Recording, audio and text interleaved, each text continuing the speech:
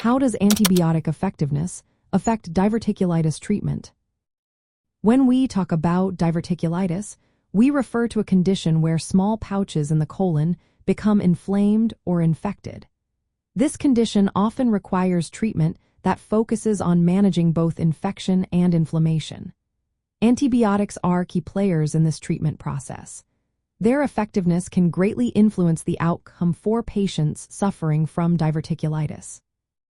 The effectiveness of antibiotics is essential because diverticulitis often involves bacterial infections within these pouches.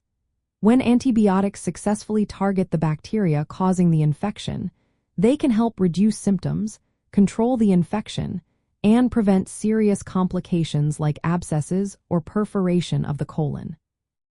Several factors determine how effective antibiotics will be in treating diverticulitis. First, we have the bacterial spectrum. Infections in diverticulitis are typically polymicrobial, meaning they involve a mix of different bacteria. This includes both aerobic and anaerobic bacteria from the gut. Therefore, the antibiotics used must be capable of addressing this diverse range of bacteria to be effective. Next, we need to consider resistance patterns. There is a growing concern about antibiotic resistance among gut bacteria. When bacteria become resistant to standard antibiotics, it can lead to treatment failures, longer illnesses, and sometimes even hospitalization. This makes it crucial for healthcare providers to be aware of current resistance patterns when prescribing antibiotics. The severity of the disease also plays a role in treatment. Mild cases of uncomplicated diverticulitis may be treated with oral antibiotics or, in some instances, without antibiotics at all.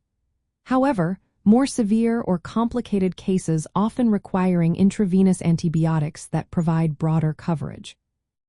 Patient factors are another important consideration.